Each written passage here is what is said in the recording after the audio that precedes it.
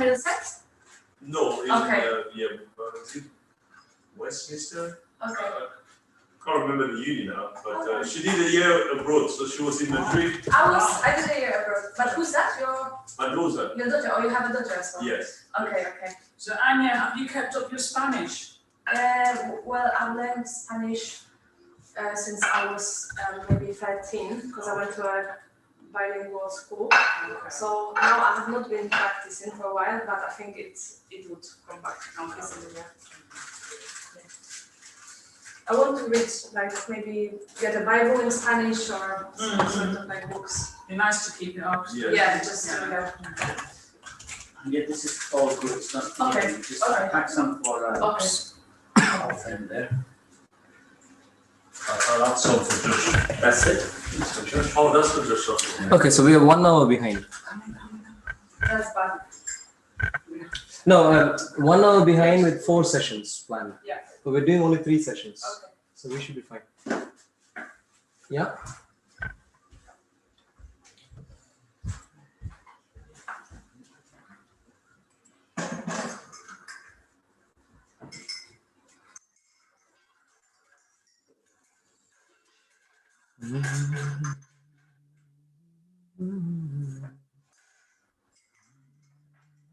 How long is the delay? 12 seconds or so. Okay. Yeah, maybe 15 seconds. I timed it at almost 19 seconds. Oh. Possibly. Oh no, on your phone. 12 is the minimum. Minimum. But of course, depending on when you open the link and so on, your device could have even more. Okay.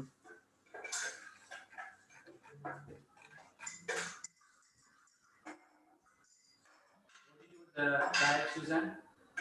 Oh, it's here. I've got it here. Sorry. The one Yeah, we need to. We don't want to make noise when the session is on.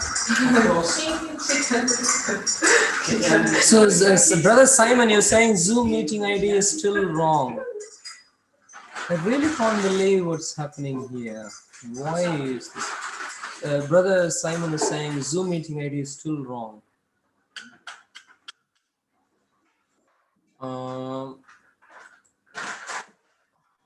Is that the one I just posted?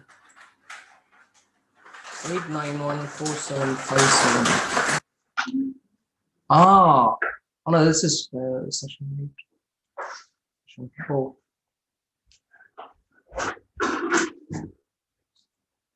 It might. Okay, so I think it's because I've really messed up somewhere. Because as far as I can see, the meeting ID is wrong. I'm really not sure why.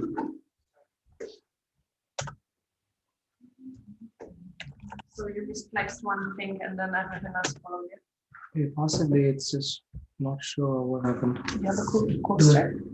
You have a coaster? I should have something, but it doesn't matter. Yeah, it'll be somewhere. Okay. This is fine.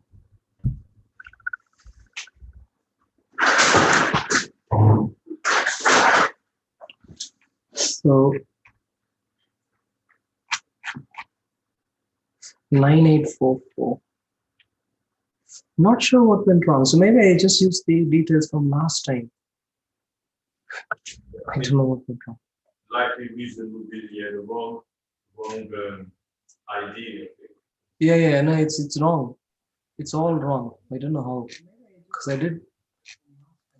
Not sure. Generate a new one. No, now I've given the right one. Yeah, I don't know why I ended up. You hear me? Yes, Brother Simon, how are you doing?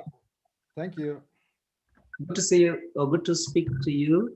Apologies, I don't know how I got the meeting IDs wrong. No problem. Okay, and cool. That's Brother Simon from Germany. Hi, Simon. Brother Simon, we have a few people Hi. in the room here, not Zoom, but in the physical room here. Yeah. Hi. Hi. Hello. Hi. Yeah, maybe could you hear them, Brother Simon, or not? Yeah, I can hear them. You can. Cool.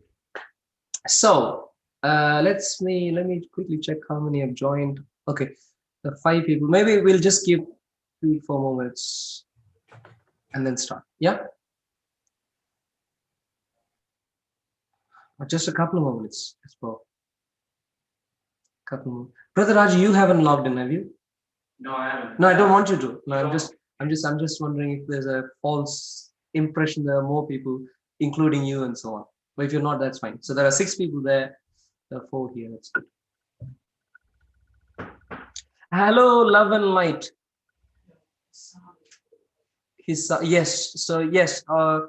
Unlike me, all of them are very mildly speaking. Or mildly speaking, mildly spoken. Quite.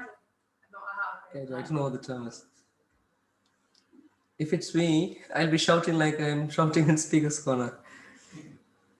Blessings from Germany. Love and light. Who is this? Are you part of the group already? Love and light. Very good to see you today. Yeah, let's just give 2 more minutes and then start. Yeah.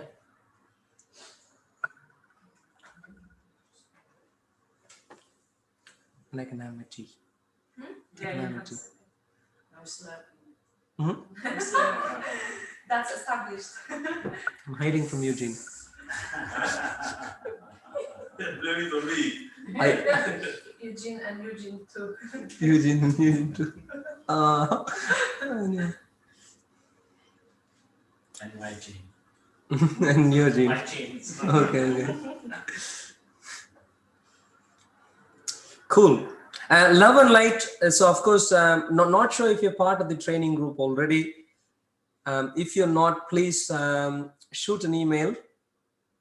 Okay, sounds good. If you want to stay in the loop, you can shoot an email to info@operationsteven.org, and we can keep you in the loop.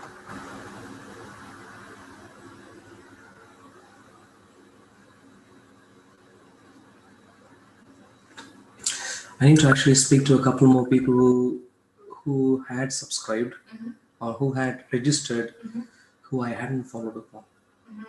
I think over the next couple of days. Yeah, okay. Because maybe some people think that, like me, I would have thought that, or if I wasn't like joining or sending assessments, then they're not welcome, or so you could let them know that they are. That the assessment is not part of mandatory. Because I know that some people thought that from JGLM, they were like, oh, with assessment it's too much, so we're not going to, join this. Yeah, I think maybe send out an email. Yeah. Saying it's optional and so on. Yeah. So Love and Light says, okay, how do you spell that? How do you pronounce it? Dankeschön. And how do we say welcome in German? Bitteschön. Bitteschön. Yeah. Right there. That's B-I-T-T-E. Oh yeah. And then okay, Sister Doreen is also joining us via Zoom. Yes. That's Polish. Polish. I had back in the days, I had a Polish au pair. Dorota. Sister Doreen is still joining. Where are you? Okay. I hear Love and Light is my brother Simon also.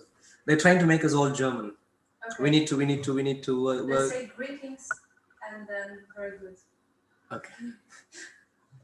Cool. I was just going to crack a joke and say we need to be careful now. Not encourage them. But no. Yeah, good to hear all the German. God strengthening when we do have outreach, when we do have the practical outreach, we'd really like to mobilize teams in different parts. And so really looking forward to that. Sister Doreen, you're now joined on Zoom. Hello. Hi, How are you doing? All right. I'm good. Thank you for asking. Okay. Very good to see you here, Sister Doreen. Sister Doreen is based in South Africa. Yeah. Yeah, she has been following us a lot and encouraging a lot of people on in our group. So, Sister Joreen, yeah, very, very good to have you here. Thank you. All right, okay, let's get started now. So we have a few people on YouTube and a few people in the room and a couple more on Zoom. So that's good. Cool. So context. Operation Stephen 1 year apologetics training program. And this is module 8, the text of the Bible. And this is session 2. First session was about the canon of the New Testament. And this session is about actually the text of the New Testament, the actual content. So we have narrowed down to the actual books, 27 books. We have got a rough idea now as to why we have narrowed it down to the 27 books. So when Dan Brown uses some other book, we say, oh, you haven't done your research properly. Your books don't measure up to the standard. They're not even historically reliable, let alone scriptural, let alone being scripture, but not even historically reliable because they are from a later time. And so, so we've done that so far, the canon. Now, the actual text of the Bible. And so in this session, what we're going to do is, I don't know if you're familiar with this idea, but if anyone has been using a Bible which is sort of a bit more than the bare minimum, you might see footnotes saying, oh, this particular phrase or wasn't in this manuscript or whatever. Yeah, have you seen ideas like that? And that's the area we're going to cover now. So if you take a study Bible, for example, you say, oh, this particular thing was like this in these manuscripts, like that in the omitted in. Yeah. So all those comments, MSS manuscripts, MSS, majority text, MAJ, and so on. Peace be with you, Earn, child of Jesus also, and love and light. So we understand you're a sister. Okay, good to have you, sister, here. Cool. So that's now the question is, if there are differences like them in manuscripts, and here is where we need to even get an idea of what manuscripts are and how they work and so on. But if there are differences like them, how confident could we be in the actual text? Do we have the text in front of us, let's say 90, 95, 98%? See what I'm saying? That's the area we're going to deal with. Or do we really not have the text good enough for us to be able to live a proper Christian life? And just to throw in the extreme example, you might have heard this name of this person called Bart Ehrman. Yeah. Bart Ehrman. So Bart Ehrman is a leading critic. He used to be a Christian, no longer a Christian, but he did, when he was a Christian, he did go through proper Bible seminary education. As a matter of fact, he is a student of Bruce Metzger. And not alone that, this book is by Bruce Metzger, and that's 3rd edition. The 4th edition is actually co-authored by Bart Ehrman. He is that kind of an expert. I agree with his expertise in terms of scholarship. What I disagree with him is in terms of conclusions. Because purely because someone is a scholar in the text doesn't mean they can think through properly until the end. And that's where I disagree. But the point is, someone as prominent as him actually makes a point like, oh, if there are all these differences, then we really can't be confident about anything in the New Testament. Now, it might appear as if that has some credibility, the point that he's making. It would appear. But today, right now, our challenge is that really the case? And we're going to look at some specific details which would help us understand, no, Bart Ehrman's conclusion there is completely out of order. I've seen his debates, very lame. Hmm. The points he makes. Yeah. I've seen two of the debates, and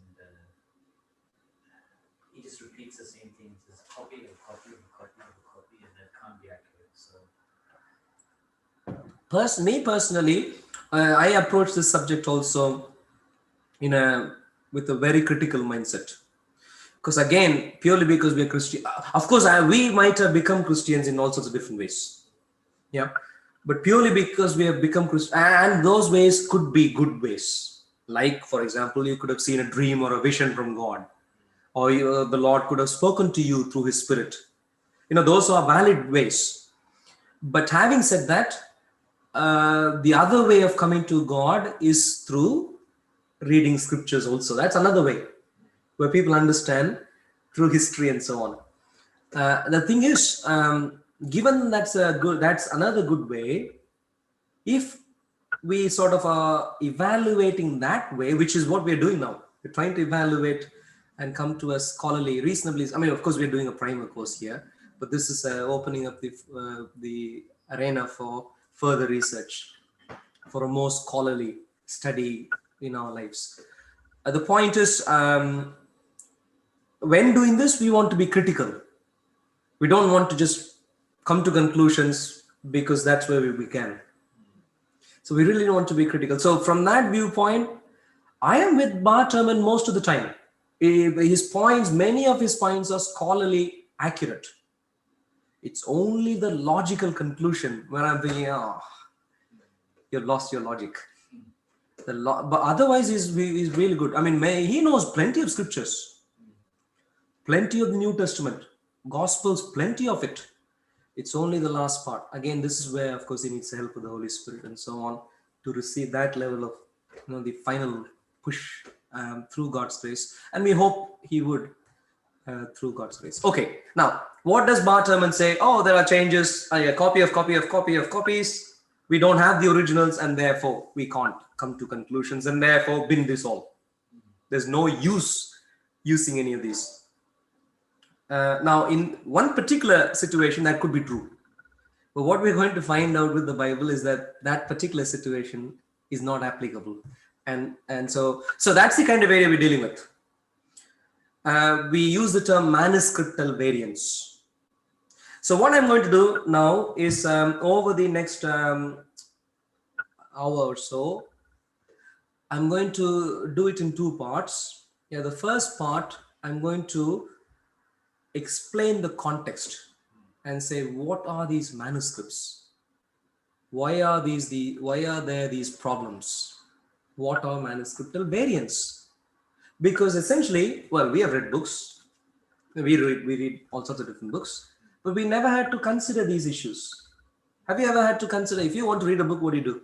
Just pick a book, read. Yeah, you may agree with the book, may not agree with the book. You may learn new things, you may not learn things, but that's it. You're not critically evaluating and saying, oh, did Bruce Metzger really write this? You're not doing that most of the time. Sometimes you might, but most of the times you're not. That being the case, why are we even asking the question, is it reliable? Do we really have the good, right text? Why is that even accurate? Why is that even a relevant question? You see what I'm saying? And that's what we're going to look at. Why? The context is what we're going to check out in the first 15 minutes, maybe 20 minutes or so. And then we're going to get into the details of what we find with the New Testament. Yeah. In other words, why this problem area? And number two, is it really a problem? Yeah. With me? So some relevant terms are manuscriptal variants, i.e. variations between manuscripts. Another relevant term is textual criticism. So we criticize, or not criticize, we critically evaluate the text. Just a couple of terms for you to bear in mind. We'll see what they mean as we go on. Yeah. But more important than the terms themselves, the idea is what matters. More. But of course, it'll be good to know the terms also. Cool. Let's begin. So question is, why is this area important? What is this area? What are we dealing with? Why are we asking this question about the Bible, which we didn't ask about the other books we have read so far? Many other books we have read so far. Okay, so let me share my screen there. Okay. How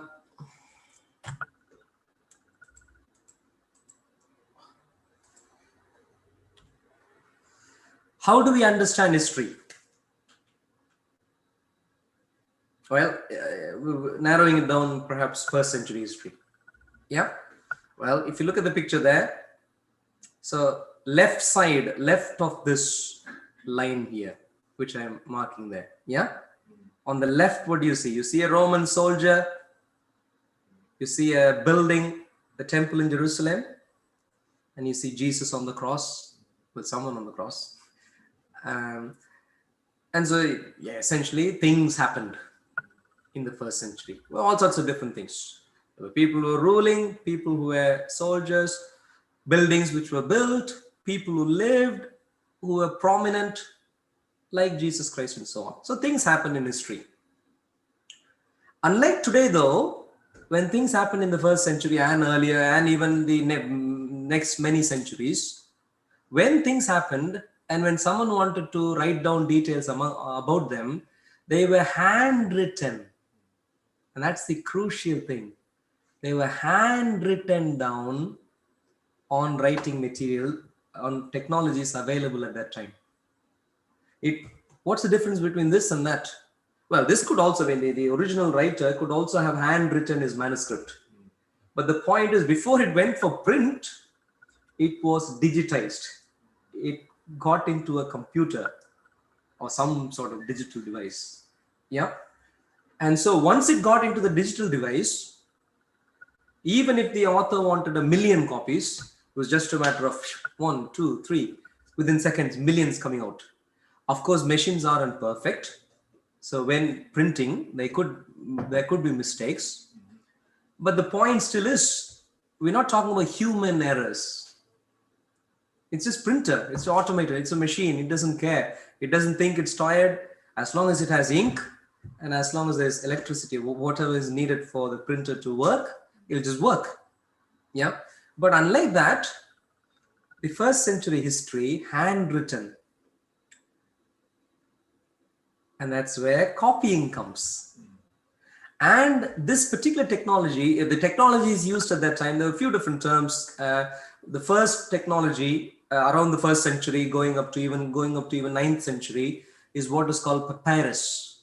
It's a plant-based material, and that's where we get the term paper from, papyrus, paper.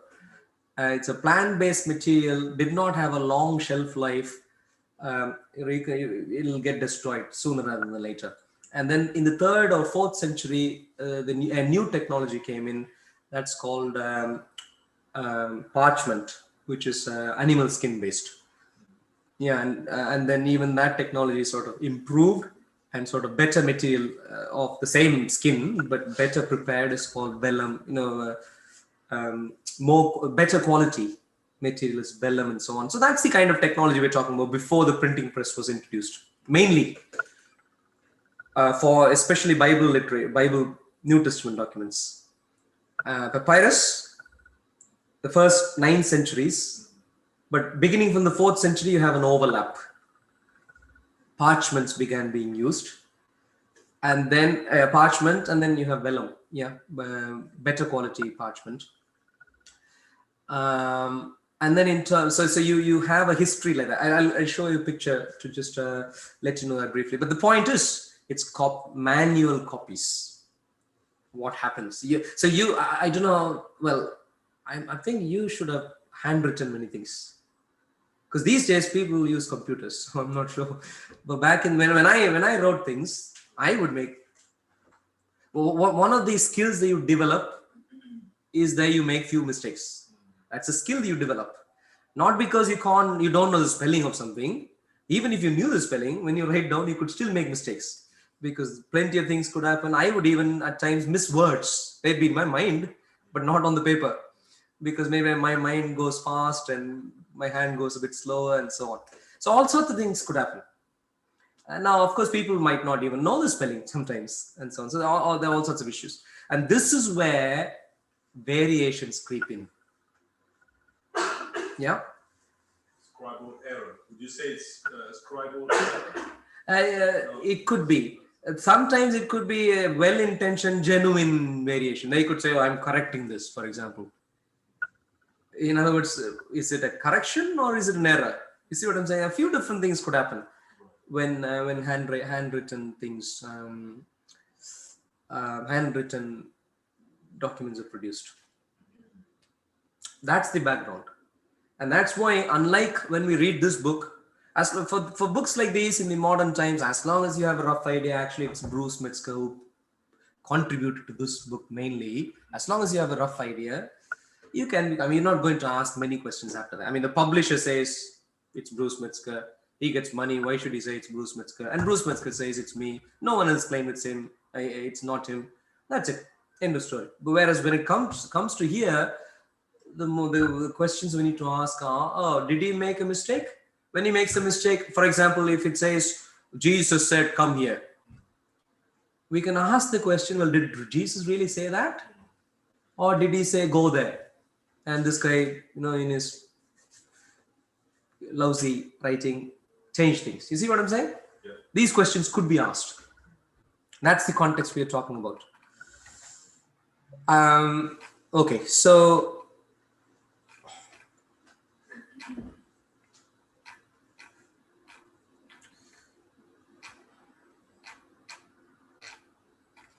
okay.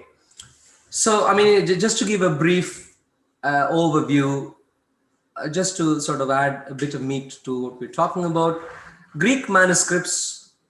Sorry, maybe I should mention one more thing also. Before we move on, the point is I mentioned about papyrus, parchment, vellum, but I mean things were written down even on pottery. Things were written down, written on things related to funeral items. We write them even today. We can have a memorial stone. We can, yeah. So, and things were written down like that also, and in potteries and stuff. As decorative thing. We may have boards where you have Bible verses and so on today. Likewise, so you can have things on your computer and so on. So, likewise, they had other technologies also, but which weren't mainly intended for transmission of the material, but they were intended for other purposes, which come in handy for us to read the text. But mainly for communication of the text, we have these manuscripts. So, we broadly have two kinds of manuscripts. Broadly, we have the Greek manuscripts, which are the original, which is supposed to be the original, from the original Greek. So they're not translated. So hopefully they are closer to the original. And then we have translations also. Now translations, of course, can have interpretations built in. So what we are going to do now is just have a brief overview of the history of the manuscripts. Yeah. And once we have this, then we are going to ask the question, can we trust them? How much do we know about the text? Yeah, with me? Yeah. Cool. So in terms of manuscripts, Greek manuscripts, papyrus, the first few, okay, maybe I'll show this picture first. You see the picture there? At the bottom, 1st century. Yeah. 3rd century, 9th, 15th. I've stopped with 15 because that's when printing press. Yeah, we began having printing press. So from that point on, we're not asking major questions. Yeah, it's only, the question is mainly when things were handwritten, were errors introduced, and if errors were introduced, how much can we trust? How much are we accurate in our text? So we stopped with 15th century. Now I've given that kind of picture. You see that picture for papyrus, just my denotion, and you see inside there is a capital alpha A, because when papyrus were mainly used, the writing was really in capital letters. And like you can see, towards the beginning from around the 3rd century, you began having the other material. You see that there. Yeah, different from papyrus. So that's parchment. I've just indicated parchment like that. But it's still capital letters. But then towards the during and later, after 9th century, you began having same material, parchment and vellum, but now small letters. And there's a history behind all of this. At this time, to produce one document, especially the parchment document, to produce one document, you're really investing a year's worth of wages if you need your New Testament. Not easy. I mean, you don't spend on anything else, just buying this. In other words, the point is these are all very, very costly things, not easy to obtain. But still people did that because of the enormous value attributed. So when things were happening, Sorry, one question. Did Yes, brother. the small letters exist in the first century? Or did they not use it, but they existed? Actually, in Greek, I'm not sure. I would like to think going with the rough. I mean, okay, take it with a pinch of salt. Yeah, what I'm saying now. In most languages, small letters were introduced later. And small letters were introduced at a point where they really needed to write more. And this is why they call cursive writing, because they now need to write more, and therefore they need to write in a way which is faster. If they do, what's fast? Well, how can you write quicker, with capitals or with small letters? With small letters, it's cursive, it just flows. And so with most languages, it's like that. I'd like to think in Greek also it'll be like that, Brother Simon, because I think one of the reasons why it became cursive writing, the small letters, beginning from 9th century, is because they can afford to have more. And so they really, more people writing, more people were taking that text. So that's my point. That would be my informed guess, but still a guess. Okay. Yeah. But we can follow up on that. Anyway, okay, so that's the rough idea of the kinds of text that we have, apart from pottery and, ossuaries, I think they call it, the funeral related items like tombstone, the tomb boxes and stuff like that. Anyway, so Greek manuscripts, we have about 100 papyrus manuscripts, many of them in fragmentary form. Uncial's minuscules, this is really capital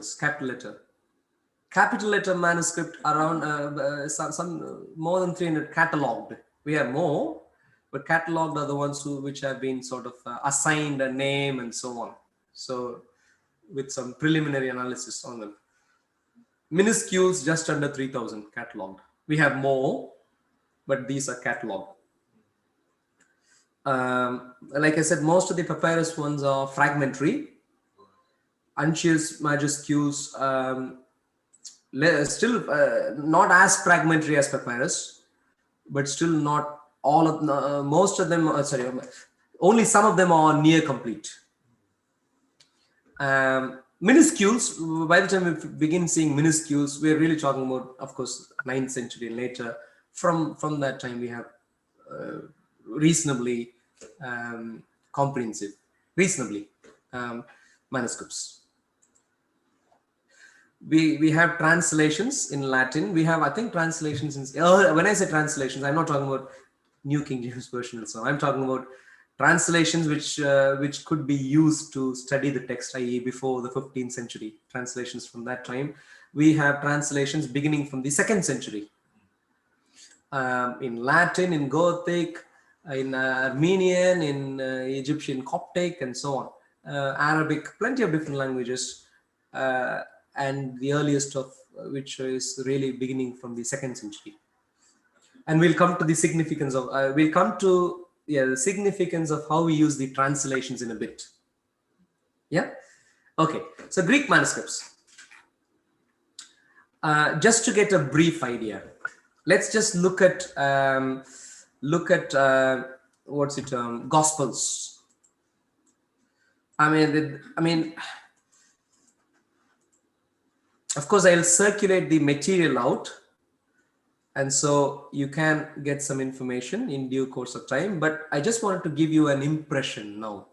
That's why I have it here, not for you to memorize anything but the main point I'm going to make is the earliest of the complete New Testament documents, or near complete. The TV is, You need to press the remote control. What happened? it's, Switched off or? Yeah, sorry. Okay. yes. Why did it switch off? Because he has a timer saying, Or just a note that says, press OK to keep it on or something. that's good, dear.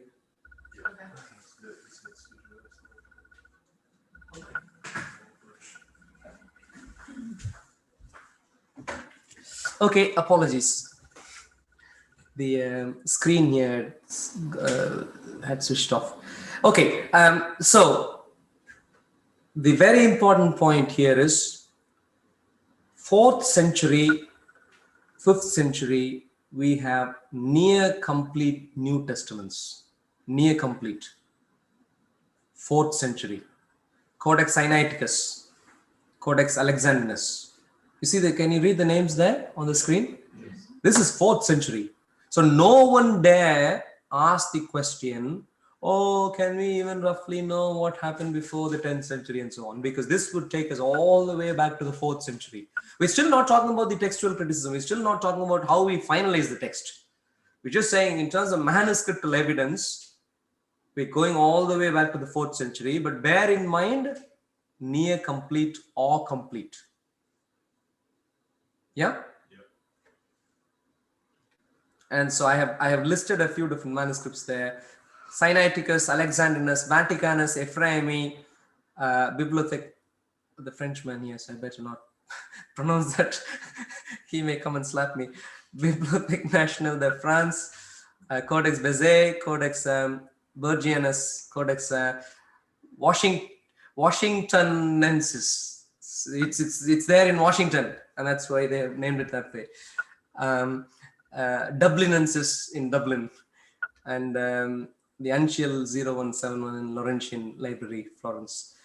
So yeah, these are some names, as you can see: 4th century, 5th century, middle 4th century, 5th century, 5th, 6th century, 5th century. You see the time there, all the dates there, and can you see all 4 Gospels apart from Matthew, that section, Gospels apart from a few verses, portions of all 4 Gospels, most of 4 Gospels, you see. So this is of course, I have focused primarily on the Gospels here, but we can do something similar. Most of the manuscripts have all the Gospels. Yeah. Not as many would have the other books, because again, the point is it's costly to produce. So you produce and use the ones you desperately need. The others, it'll be a luxury if you can read. That's the sort of idea. Okay, so I think the main takeaway from this is, this is a page from Codex Sinaiticus, Alexandrinus. Both of these are, by the way, in the British Library, which is very good for us who are based in London, because it's just an evening stroll and we can go and see it. But I think I didn't actually check in the recent past, but they were actually trying to digitize, and so it's possible that the digital versions of these are already free to access online. Anyway, quick point is 4th century we have near complete Gospels. What do we do about the first 3 centuries? Is it only the 4th century? That in itself is good, by the way. 4th century near full Gospels of this material is very good already. But the good thing is, for each of the, I've only given information about Gospels here. We can do something similar for the other books also. But Matthew, Mark, Luke, John, what we can find is that there are papyrus manuscripts. Like I said, the first 3 centuries are papyrus. There are papyrus manuscripts, manuscriptal fragments. When I say fragment, you see what I'm saying. Yeah, as compared to, because these are animal skins. Whereas this is a paper, plant-based material, which is much easier to wear out. And so papyrus manuscripts, what do they do to us? Well, they push the time even back further. From the 4th century, they push it all the way, as you can see for Matthew, mid-2nd century, the earliest manuscriptal fragment we have. And plenty of these are in the UK again, Oxford. You see all, yeah, you see all them? Oxyrhynchus papyri, they're called. And so I'd like, God strengthening, we need to do museum trips and maybe even library trips and record and get some ideas about some of these. So like I said earlier, these are fragmentary, but the significance of this material is not that we can read the text there, but that given the fact that we can read the text from the 4th century, when we look at these fragments and when the fragments match with portions, we can then say, well, it's not hard to assume what we have as full near complete 4th century material actually come from mid 2nd century in this case, latest. But these are again extant manuscripts. Remember, I said if you have 100 manuscripts, not everything survive. Only if you do. Yeah. And we have these among the few which have survived. And so the point is, these are really pushing the time back to the 2nd century and giving us a lot of confidence about the time of the material. We're still not talking about how to resolve textual variations. Yeah. Cool. And I'll do a can I say one thing? You missed one. I think the most important manuscript, the P52. Yeah, this is only Matthew. Because P52, they think it's from the 90s of the 1st century. Yeah. No. Yeah. So we are going to look at the other 3 Gospels also. Now, Brother Simon. So this is only Matthew, Gospel of Matthew. Okay. Sorry. Yeah. We can do something similar for Gospel of Mark, which is again mid 3rd century is the earliest of manuscriptal fragment, and you can see that there. You can do Gospel of Luke, again late 2nd century. You can see the portions, and this is P75. So you can see all the details there. And then finally, and more importantly, that's Gospel of John. So we can do something similar. And P52, even a pessimistic estimate puts it at AD 125. Pessimistic. Some people argue for the fact that P25 could even be dated to around AD 70, AD 90. This is the worst case. There's no argument that it is later than this. But some people are suggesting reasons as to why it could even be AD 70. In any case, my point is going to be, even if you consider the worst case for now, when I show a couple of other things, you will see, even with the worst case in mind, the confidence we have about the general text, source of text is phenomenal, is going to be my point. Yeah. So P52, again, John Rylands University Library, Manchester. So we are very fortunate in the UK. Very, very fortunate. We can do a couple of hours drive here, a couple of hours drive there, and we get to see many, many important manuscripts. Okay. Now, let me show this picture and then make a couple of observations, please. Yeah, a couple of sort of conclusions. So this is a picture, a simplified way of looking at translations of manuscripts. Translations of the Greek New Testament. Yeah. So if you can you read the text there? Yeah. So of course Israel is there. Can you see where the mouse is? Mm-hmm. So Israel is there. That's Egypt, Sinai Peninsula, Saudi Arabia, Yemen, that sort of area, Iraq, there, Syria. So that's the context, yeah. So that's the land area. So that's Israel there. Not that big today, a bit bigger earlier. And look at the map geographically. The names I've given are the names of the languages used in those areas. Can you see that land area Israel is sort of surrounded by these translations?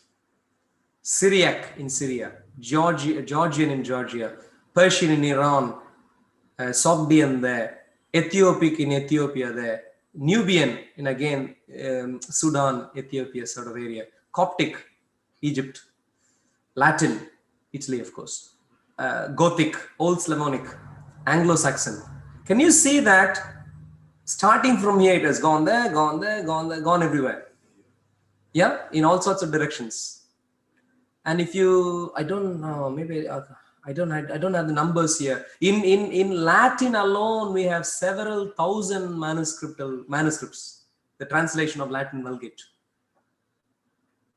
And if you, oh yeah, within the bracket, do you see AD 2nd century, AD 4th century? That is the reason. That is a reasonable estimate of when the translations were originally made. Remember, these are not, so the dates here are not the dates of the manuscripts. When we're talking about Greek, we talk about the date of the manuscript. When we're talking about the other languages, we're talking about the date in which they were translated. Because then, how do we know that? Well, because languages evolve, words, vocabulary changes over a period of time. So depending on the words that are used in a particular translation, you could say, actually, you can have a linguist could do that. Not everyday people like us, but linguists couldn't do actually.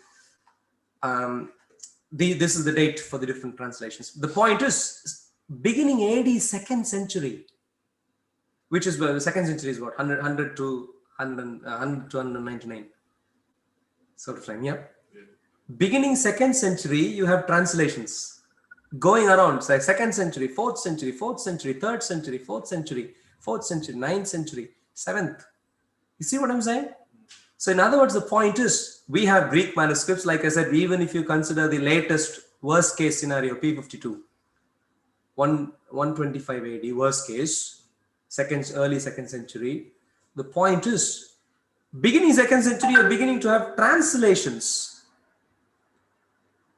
And so the final conclusion for me here is, clearly we should consider the New Testament, clearly saying that this is from the first century is not an overkill.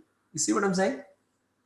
If a literature could be copied so many times into thousands of manuscripts over the centuries, worst case taking us back to the 2nd century in terms of extant manuscripts alone, the ones which are surviving alone, if the literature in the original language could take us all the way back, and if we see translations of that literature, not in the 21st century, even in the 21st century, it's not easy. I mean, consider any other book which has been translated so widely. How many books would be there in all sorts of different languages? Not many. You see what I'm saying? Yeah, it's translating a particular book isn't an easy business, especially a book as wide as the Bible, as the New Testament. And so the conclusion from here is simply to consider that the New Testament comes from the 1st century is not an overkill. That's the first point we are making. In other words, we should easily think the documents were written in the 1st century, and therefore any manuscriptal variance is evaluated in that context. This is not a document which was written centuries later, where people didn't even remember what happened and so on. This is really from the 1st century, and it's a reasonable conclusion. And normally people show other books as a comparative way of looking at things. None of the other books even come closer. So when I'm preaching at times, even in Southampton, when I'm preaching, I normally say, well, the fact of Jesus's life, details of Jesus's life, is one of the most historical things ever in human history, and it's not a joke. It's not a baseless point.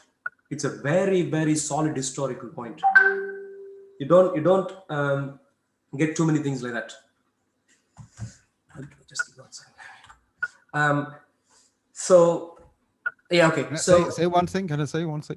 Yes. You know Daniel Wallace? Yeah, Dan Wallace. Yeah. He says it's an embarrassment of riches. Yes. Bruce Metzger essentially says it's an embarrassment, I think. So we have a lot. I mean, if with the Bible we can't assert that we're talking about solid history, if with the Bible we can't assert that we're talking about solid history, we can't assert with anything else at all. See, If with the Bible, we can't assert that we are talking about solid history, we really can't assert that with any other literature. We might as well give up on the field of history.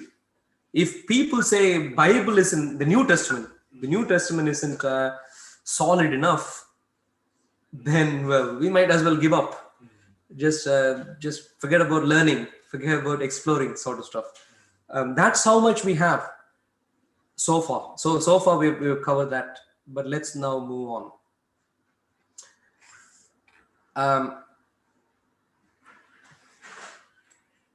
I think there are a couple of but the fact still is there are variants in the biblical manuscripts, and we won't deny that. We can't deny that. We don't want to deny that.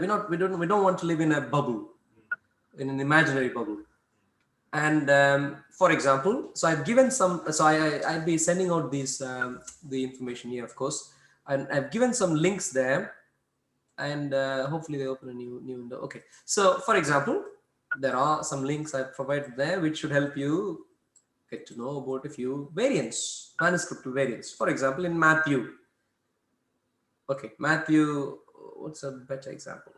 Simple. I want a simpler example. Okay, let's see. Matthew 1:10. One of the texts says, and Manasseh the father of Amos, and Amos the father of Josiah. Yeah.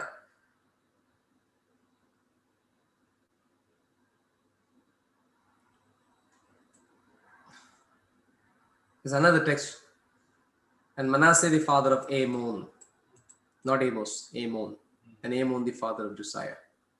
That's a variant. Yeah. Another example could be, now the birth of Jesus Christ was like this in some of the manuscripts. Whereas some other manuscripts say, now the birth of Christ, not Jesus Christ, but just Christ, was like this. And some others say, now the birth of Jesus was like this. Yeah? Yeah.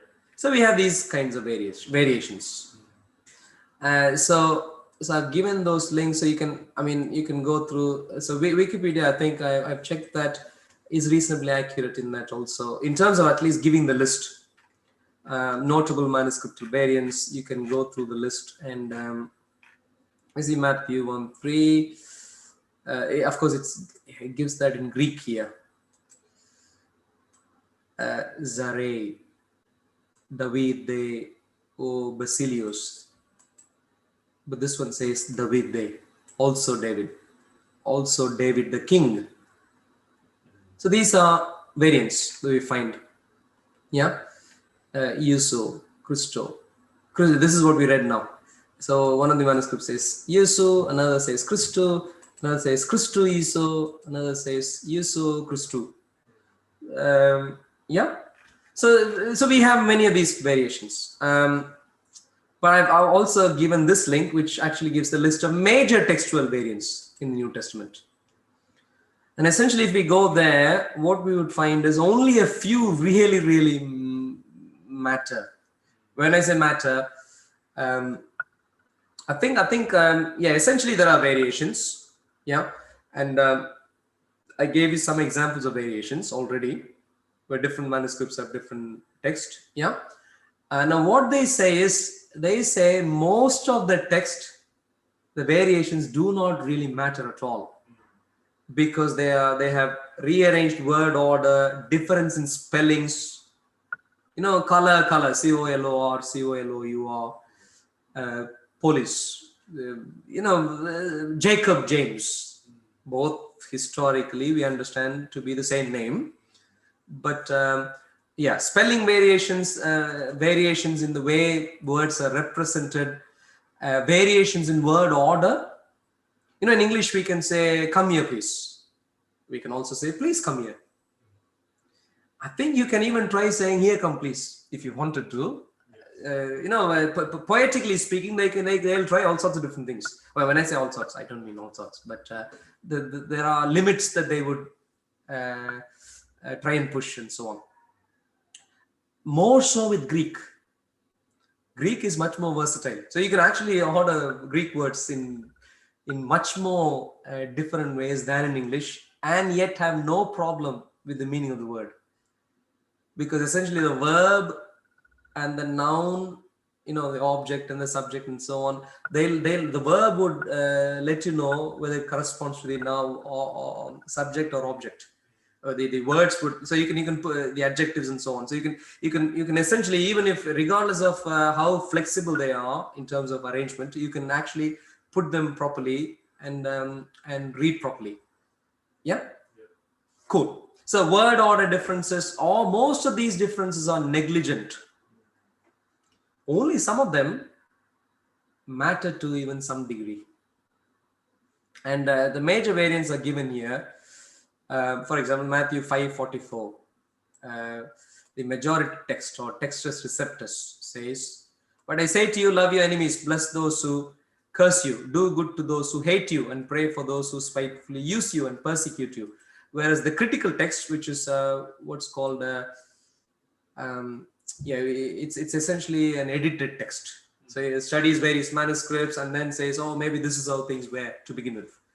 Based on the number of manuscripts, a particular variant shows up, what the earliest manuscript, based on a bit of analysis. That analysis is, by the way, what we call textual criticism. So the idea would be, if you have a few different manuscripts saying a few different things, using a few different pieces of information, people can comment. For example, a simple example, I'm not saying this is true, I don't buy this particular idea. People can say the oldest of manuscripts should be more reliable. People can say that. And actually many people say that in regards to the Bible. I disagree because I don't think it's the age alone that matters. I think it's also the number of manuscripts that would matter. It'll also be the number of, it'll also be the channel through which the manuscript came that would matter, and so on. So I think there are a few different criteria I would personally use, and I would suggest the views. But the point is, people can use different criteria, but again, they can analyze, they can give their rationale, and then produce a text, which is called a critical text. So they can say, oh, based on all of this sort of assumptions and criteria and so on, we think this is the word that was really there. Yeah? And that's what critical text is. And the critical text, they think critical text, they think that must have been what was there. But I say to you, love your enemies and pray for, so not that part. Yeah, not that part. Now, how much theology would that change? Is Barterman right that we need to throw the New Testament out based on that? If that didn't say bless those who curse you, would we not bless? Love your enemies and so on. You see what I'm saying? And so many of these are, well, it'll be good to know what was there. And I can tell you what I think I personally use in regards to these passages as to what I think is the original text. But the point is, but even if someone disagrees with me, that's still fine. We're serving the same Lord Jesus. And there's nothing that is changing basic theology there. Yeah. As a matter of fact, there are only two major variants which are really slightly major. And they are two. Yeah. One is the what is called the longer ending of Mark. Longer ending of Mark. So if you where is Mark? You see that? Mark 16, 9 to 20 is omitted in the critical text. So essentially, if you read Mark 16, only the first 8 verses are in some manuscripts. And they'll stop with Jesus resurrecting. And I think they'll stop with Jesus resurrecting and the women seeing him resurrected. Whereas if you read the remaining portion, verses 9 to 20, you'll see some additional details. Like, oh, you'll stamp on scorpions, all the snakes, and drink poison, you won't be harmed, and so on. So that kind of, that you will do, I think it will go on to say you'll do much more than these and things like that. Does it change theology? If it wasn't there, would you think you don't get to heal people? Because healing is a gift given by God. You get information about healing. Jesus healed. many different people, the demoniacs and the lepers and this and that. And then Paul talks about healing being a gift and so on. So it's not hard to project some of those things. It's not doctrinally challenging. Yeah. And so Mark longer ending. Well, the good thing is Mark, even the shorter ending, actually, at least has the resurrection, which is good. So the resurrection is of course crucial, and we have it there. Yeah. And the only other major variation is in the Gospel of John, the major one, which is this. The woman caught in adultery. Woman, I forgive you. Let the one who has sinned stone her first. Some of the earlier manuscripts do not have it. But when I say earlier, please bear in mind we're talking about extant manuscripts. We're only talking about extant manuscripts. Don't have it. But let's say worst case Jesus didn't speak to that. Let's say worst case, even if Jesus spoke to that person, it wasn't recorded. Or even worst case, let's say Jesus never spoke to that person. So what? Doesn't Jesus forgive? Doesn't he forgive the worst of sinners? See what I'm saying? So the point is, the variations we can reasonably work around. Yeah, reasonably work around. Not a huge deal. We would have liked things to be maybe better. But the point is, we are still not, the historical Jesus is still intact. The one who is divine, the one who goes around healing, the one who says, I've given you a new covenant, my life is going to be laid down for you. I want you to follow me. If you confess me before men, I'll confess you before the Father. Come follow me until the end, you'll be persecuted. All these things and so on, all the Beatitudes and all the parables and so on. They're all that Jesus is still intact. Variations do not change that Jesus. Yeah? Cool. Now let's add one very important detail, which is, so the text diverges, and I've shown you the variations. The text, this is what I call divergence. Different manuscripts have different words or word orders and so on. But what Bar-Terman misses is a point which Dan Wallace would make repeatedly, is the fact that the text converges also. So divergence is where we have variations, but the very great news is, the more we find manuscripts, it would appear they actually go back to one of the fewer things that we already found out. It's not as if they are sort of going all over the place. You see what I'm saying? The more we find, the better this case becomes. And one of the points that, I don't have the accurate numbers here, but one of the points that Dan Wallace says, and maybe I can get the accurate figures later, because of course he has done all the research and so on here. One of the points he makes is that the more the earlier manuscripts we find, we actually find that we're not finding new text. We're just finding more manuscripts for text that already exists. You see what I'm saying? And with all the variations, the texts seem to converge into a few different text types, what are called text types, which are what I've given here. Alexandrian text type. And what is a text type? Essentially, what you find is families. You see, clearly, you see that they're not random copies. You see that they actually cling together. Why is that the case is a different question. For example, was one thing copied from another, but once it goes, let's say, to a different area, geographical area, and used for further copies, maybe that became a family. You see what I'm saying? For whatever reason, we do find families.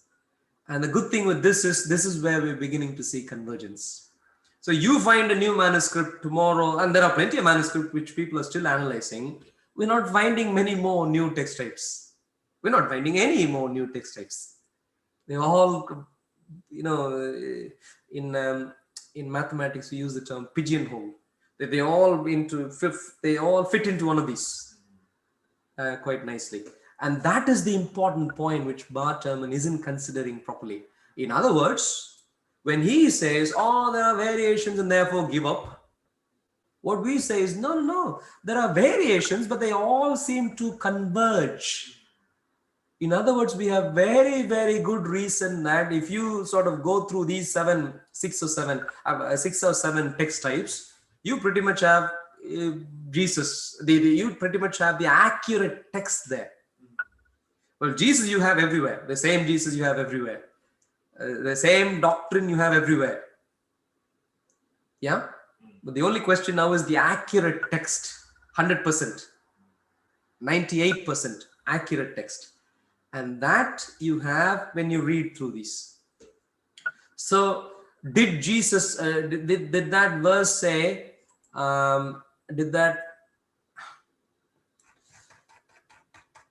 the example we read, did that verse say, love your enemies, bless those who curse you, do good to those who hate you, and pray for those who spitefully use you and persecute you? Or did it say, but I say to you, love your enemies and pray for those who persecute you? It said one of those two. You see what I'm saying? Because it's not just one of those two, but there are a few different variations there, but it's there, it's one of them.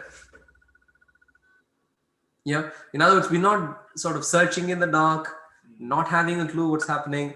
We have a very clear, reasonably clear clue, and we are reading. In other words, the point is the text of the New Testament clearly is reliable to a great degree. We know.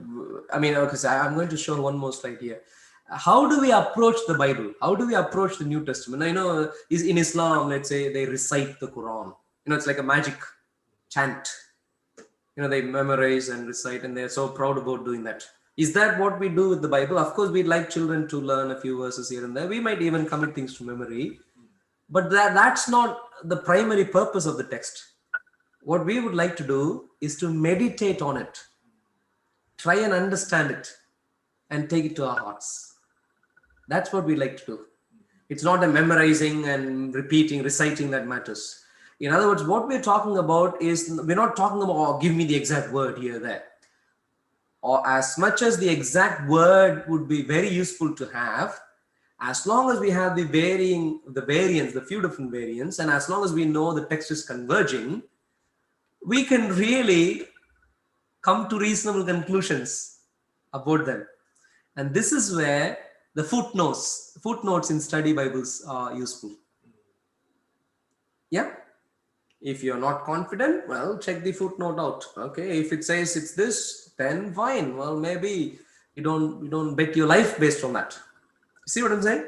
If there are variations in a particular thing, you don't maybe depend on that sort of thing. Yeah? Cool. So variations exist. The text diverges, but the text converges rapidly. And the more number of manuscripts we find, this becomes an even more solid truth. So nothing to not be happy about, but everything to be really confident about. But it doesn't end here. It doesn't end here. If it ends here, it's already fine. We know Jesus. We know how to walk with him. He's already God, and he has already given us the Holy Spirit. And the Holy Spirit of God could speak to us. So the deal is already signed. It's not as if we need to know every single word and so on. So in other words, if it had stopped here, it'll still be all right. But we can go beyond this. And that is a point which I'll make in a minute. But before I make that point, but the actual text really matters also. For whom? Not for us, not now. The actual text really matters for the Lord Jesus. When he judges, neither a jot nor a tittle will pass away. Yeah? Until everything comes to pass. In other words, the actual text Of course, dot and tittle corresponds to Hebrew, but you can use a similar idea for the Greek also. Every single word would matter to the Lord. He would know exactly what he said. And he could say, oh, it's this manuscript. That is the best manuscript. He could say that. We can't. That's fine. We can still live our Christian lives, but he can. And so in that regard, it matters for him. And what we can do is that we can also apply our subjective reasoning. Not objective necessarily, a subjective reasoning. And here is where some people prefer the earlier manuscripts. Me personally, I don't prefer the earlier manuscript. Because to me, the earlier manuscript comes from Egypt. The things we have, they come from Egypt. They come from a seat of Gnosticism. And there seems to be a pattern in some of the variations.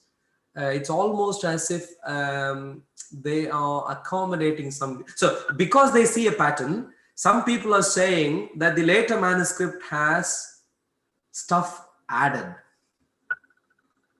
Stuff added. Added. Little bits here and there added.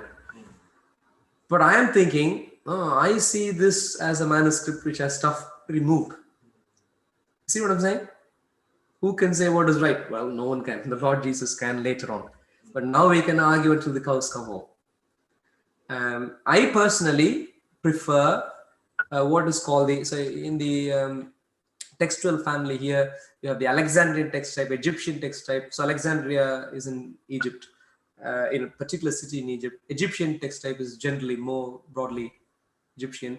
Eclectic is where things are combined.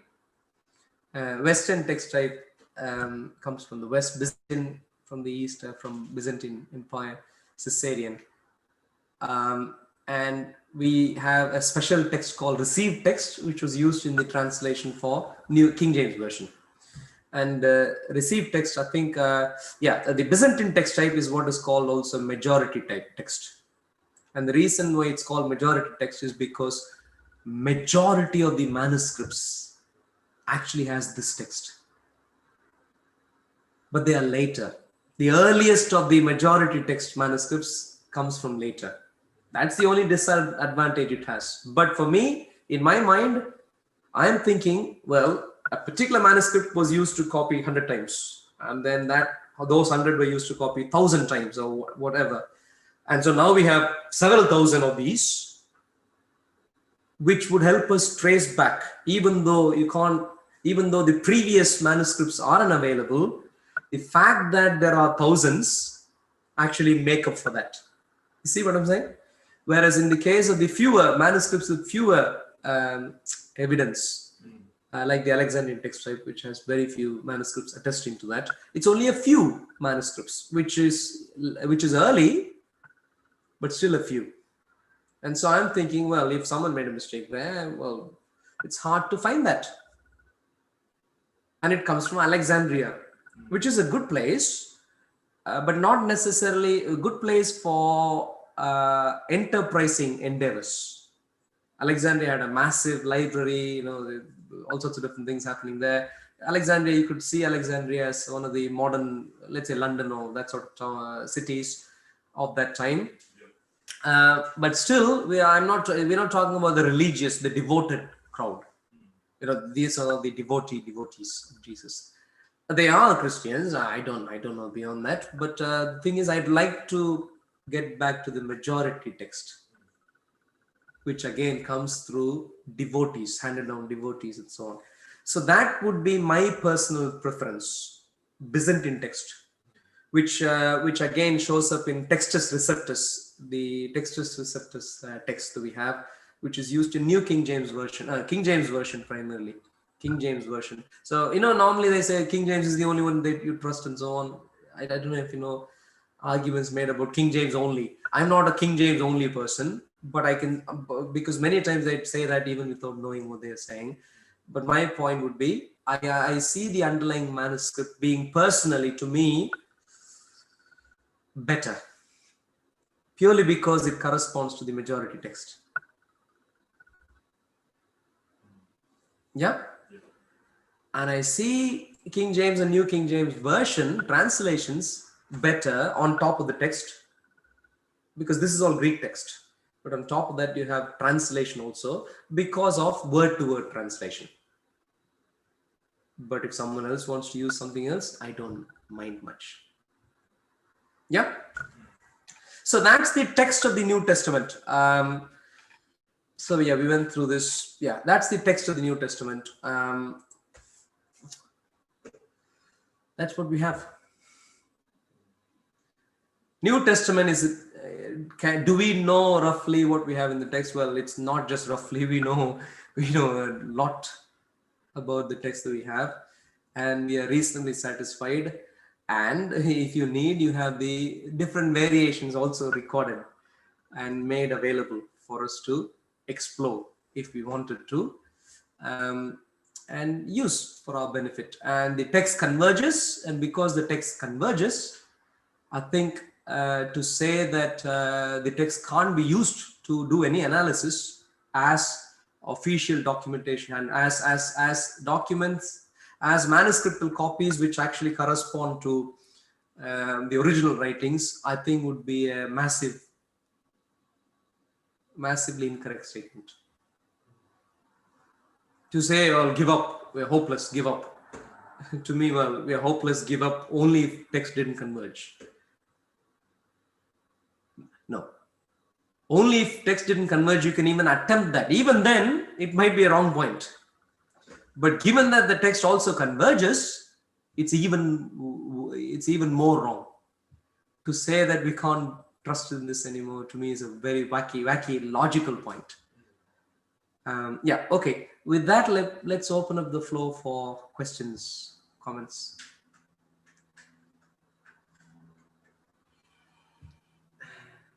Isn't it so that Bart Ehrman is a little bit overvalued? Because what I heard is that he says one thing in his books and other things in his scientific papers concerning the resurrection and so on.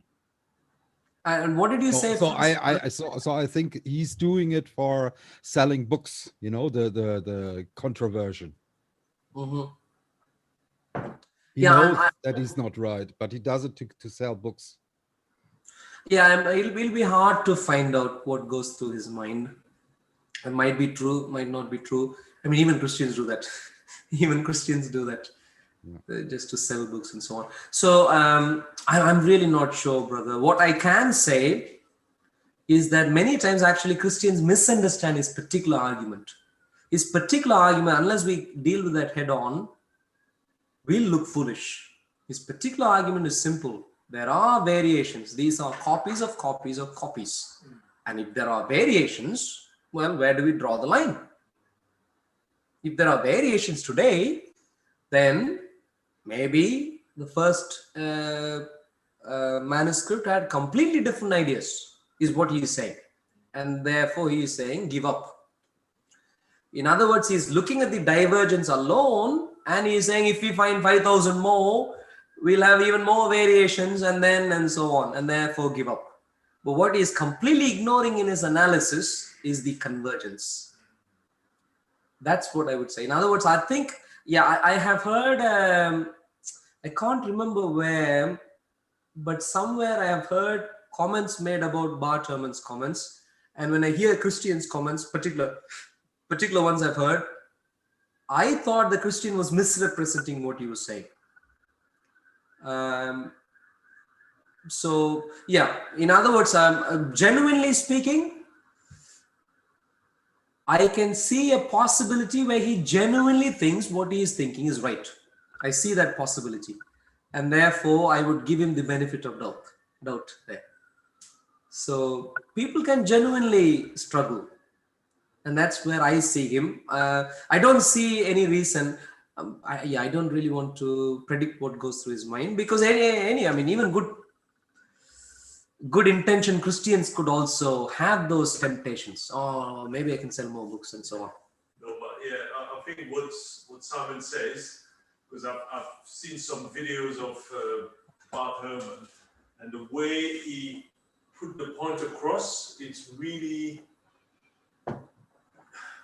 almost like not scholarly, it's almost like very attacking, almost like, I mean, so Eugene's brother Eugene's. Did you stop or did you want to make more points? No, that's Yeah. what I felt. And so what brother Eugene is saying for the benefit of the others, I'm not sure that they could hear you And properly. it seems to be, this is where I might agree with Simon, it seems to be really to be that kind of scholar and really critiquing, being an outliner, and really going there, and you kind of wonder what is the purpose? Is it to sell books or to just be that person? So brother Eugene's comment is that Bart Ehrman seems to really be in an interesting place where he's popular for what he's saying, and he is attacking, and so on the back of what brother Simon said. What I would say are these points.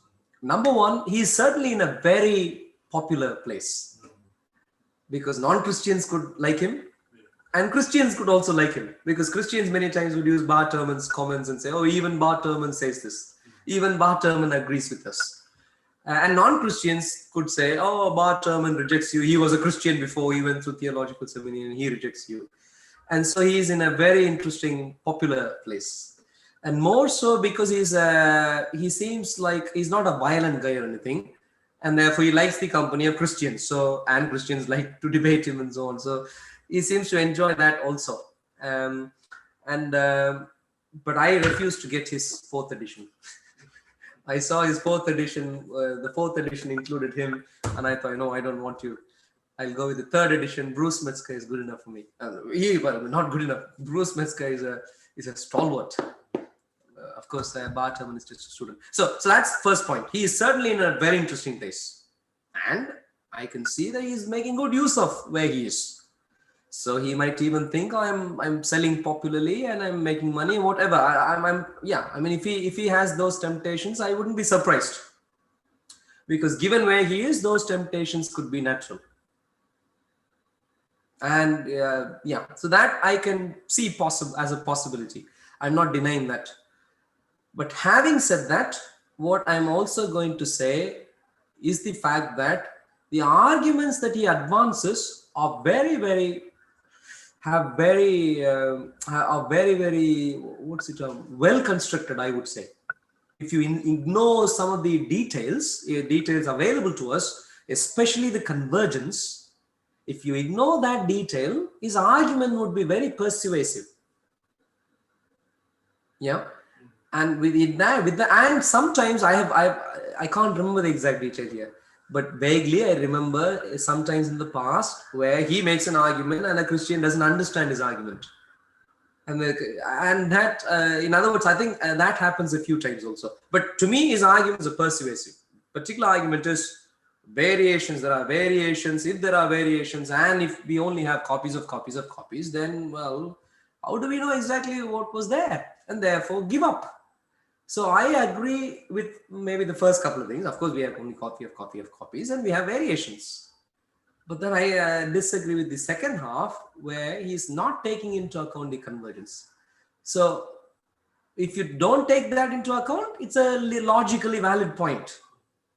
But if you do if it's any other book, and if there's no convergence, well, why do we care? We just, but okay, so that'll be my take. Personally, in the debates I have seen him speak, I judged him as a reasonably sensible debater.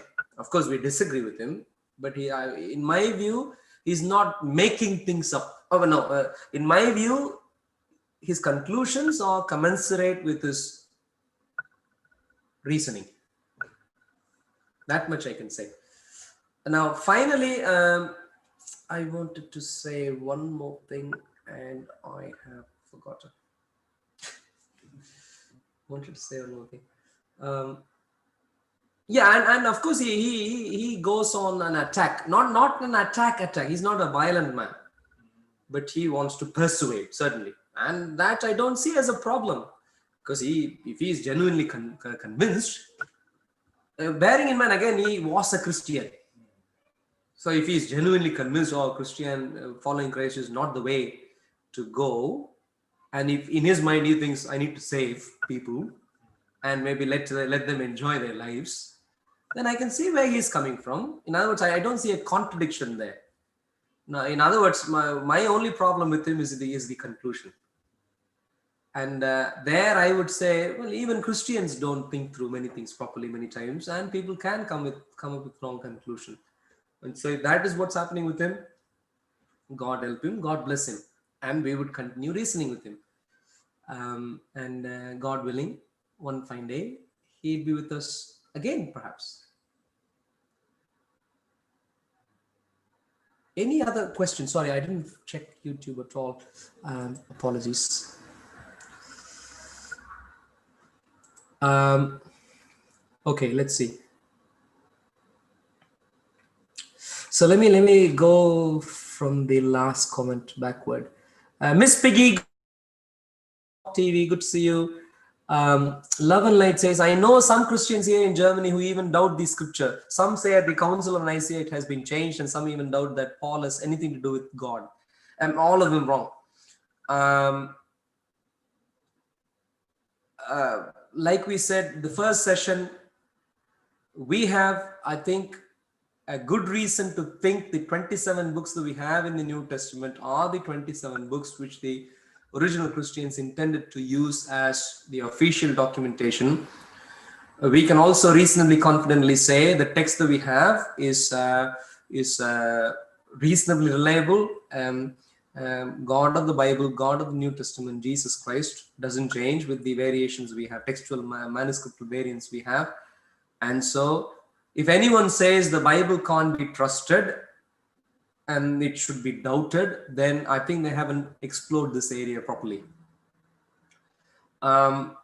Especially the New Testament. At least the Old Testament, the argument is a bit different. And so maybe people can say a few things if they want to, but then still can't when they understand the historical context properly. But New Testament, no. If they put the New Testament in a place where they are rejecting it, I would say, we might as well give up. Don't study anything. So that's that. People say Council of Nicaea is where things are changed. Council of Nicaea has nothing to do with scriptures. This is a very popular misunderstanding. If people say that, Council of Nicaea is where the Bible put together, it's a very clear indication that guy doesn't know what he's talking about.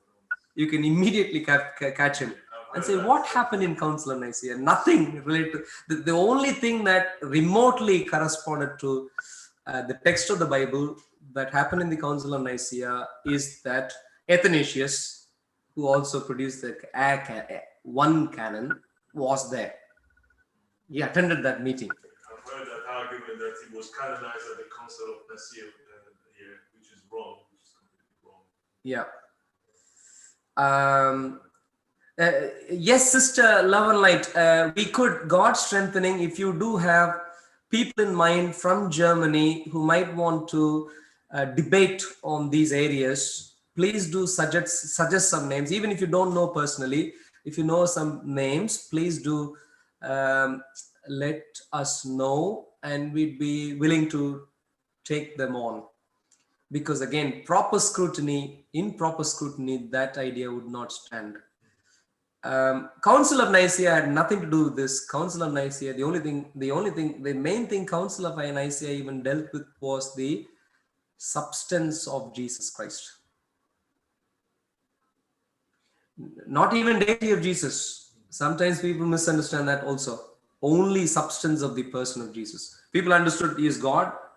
People are asking the question, well, did he have a human nature?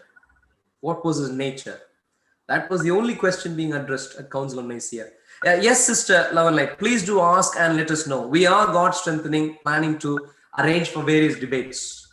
God strengthening with a reasonably regular schedule. So please do give us ideas. We would need to deal with this also.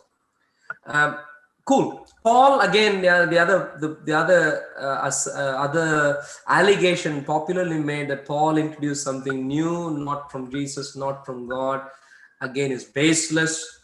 Immediately shows the ignorance of the person. Paul's idea, most of Paul's ideas directly could come from Jesus himself, could be verified from Jesus himself directly. And so to claim that Paul introduced a new religion is just a wacky idea. Okay,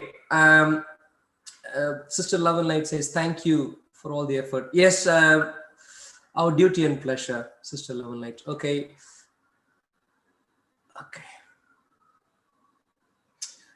The Bible manuscript of the 4th century AD is considered one of the most important text witnesses for the New Testament. Absolutely. So the Codex Alexandrinus, Codex Sinaiticus, Codex Vaticanus, Codex Bezae, and Codex Ephraimi are very, very important. Very, very important. Because we have them, the thousands of other manuscripts we have after that, we really don't even have to use them to make our point. We can only mention those 4 or 5 and make our points. If we didn't have those 4 or 5, we would still have a case, a strong case, but for that we need to provide more names and on the Gospels, yeah. they say Mark's Gospel is the oldest Gospel. Yes. How is it determined? Like, is it carbon dating or? No. So this is an idea we dealt with even in our last module. So yeah, some people have this hypothesis that Mark's Gospel is the oldest, and then came Matthew and Luke. And then finally came the 4th Gospel, the Gospel of John. On what basis do they say that? Pure conjecture. Well, of course, one reason they think they have is, I don't think is a reason, which is that Mark is the simplest of the Gospels. So they say they really give a story, and they say, oh, maybe they wrote a simple Gospel first, and then Mark was used as a raw material by Matthew and Luke for them to write a slightly more sophisticated gospel. And then they would say John was written even after that because of some of the statements that John uses and some of the wordings and some of the ideas that he uses. But pure conjecture. Manuscript wise, can anyone say that? No. As a matter of fact, Gospel of John is the gospel for which we have the earliest of manuscriptal fragments, extant. Is there any information from many of, we saw the table earlier. Is there any information anywhere to suggest that one came before another? No information whatsoever. So this is all purely in the minds of people. Purely. And there is no shred of evidence at all. And I can only say, given the significance of those documents, if that was in fact the case, then there should be some information about that. If you read the Gospel of Luke, what does he say? He says, many are attempting to write biographies. So it seems like it was a period of time where many people were attempting to write biographies, and for some reason only 4 have survived, and 4 have survived even a limited period of time as official, reasonably accurate witness accounts or from the apostles or from their company. But the fact is, all evidence points to the fact of there existing a period of time where all of these works were happening. Now, I can understand the epistles and so on were written later, but in terms of the Gospels, I can see no reason why anyone could confidently say, if they want to try as a hypothesis, well, that's fine. But if they say this is scholarly, I'd say, well, you don't know what scholarly means. Because again, I come from a mathematical background. And so to me, it needs to add up. Data analysis needs to add up. Why do you say this? Is there a logic behind this? There's none. So if you have no logic, well, keep it as a conjecture in your mind. Say it's a conjecture, but don't go beyond that. But they do, which is a real shame. When they present what is not scholarly as scholarly, it's a real shame. They're deceiving themselves and they're deceiving others and doing a massive injustice, which won't stand up to Speaker's Corner style scrutiny, for example. If we ask 2-3 questions, that's it. It'll be clearly exposed. That mindset. Yeah. Okay. Brother Darren says Erasmus found the word repentance instead of penance was in Greek manuscripts he studied, which also impacted Reformation thought. Yep. Okay, no, I didn't know about that particular detail, Brother Darren. So if you want to add some meat to what you're saying, maybe later you can. In our group chat, you can, or if you want to make a particular point on Zoom, please do. Okay, Miss Piggy says all Gospels have been written before the year 70 in which the temple got destroyed. That's a reasonable assumption.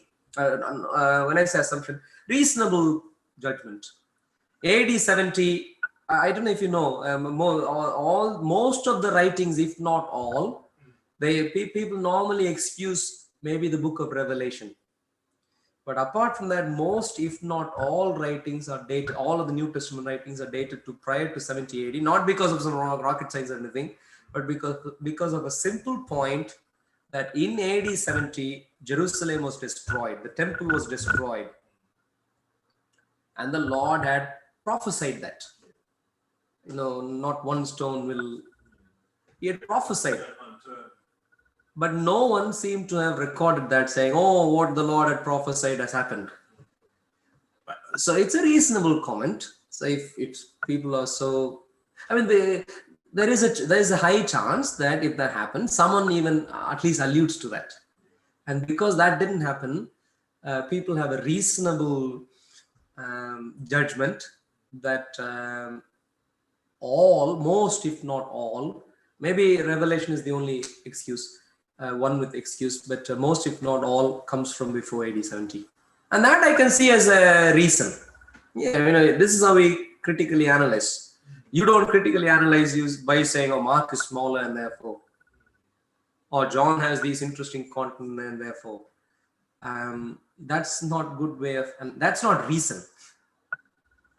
Yeah? Cool.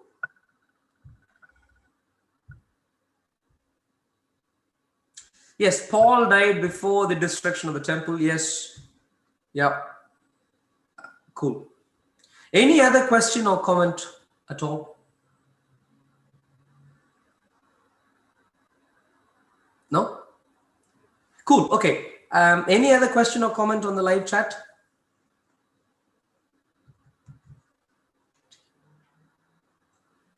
If there is none, that's fine. So we only have one more session, and that's about the Old Testament.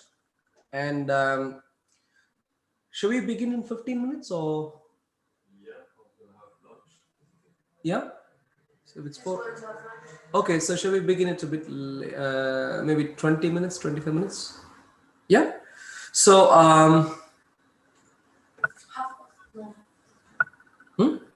so if we do 4:30, I think that's fine. But to start, yeah, not to.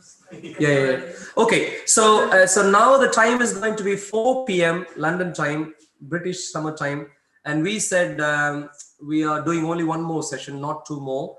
And so, Brother Darren, if you want to make that comment or clarify on that comment, please, you can. If you want to, maybe you can in the next session. Yes. What's the point? Yeah, in half an hour, we'll do the next gen final session.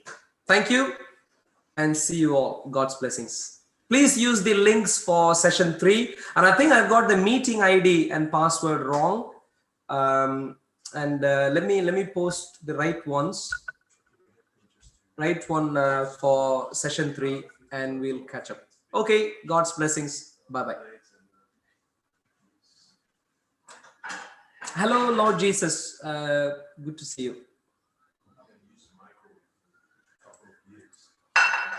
Sister Doreen, That's very good. see you in a bit.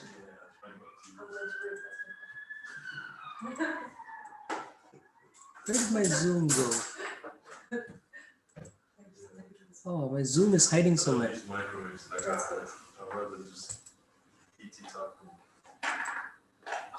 It's just quinoa and some cool